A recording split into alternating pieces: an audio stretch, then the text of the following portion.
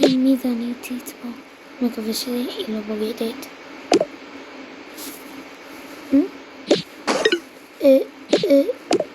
הלו? היי רוני. מה זה גיא? מה אתה עושה פה? רציתי שאם את רוצה שנחזור איתי. מה?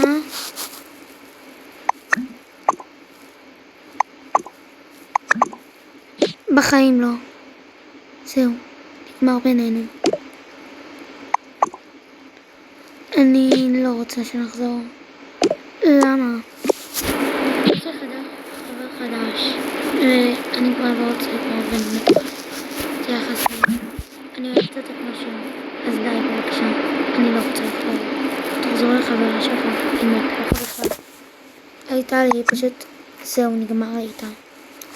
בסדר. אני לא עומדת לחזור אליך בפעם 1000. אני מבטיחה לך שאני לא חוזרת אליך. ביי.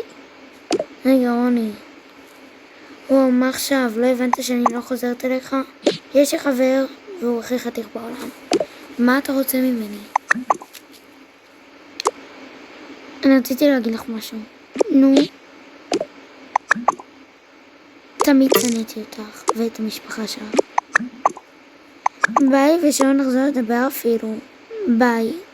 אני חסמתי אותך סופית. היי רוני. מה קרה? אני אוהב אותך. אני גם אוהבת אותך, אבל מה קרה בדיוק? שמעתי את השיחה שלך בשביל... אולי זה עכשיו?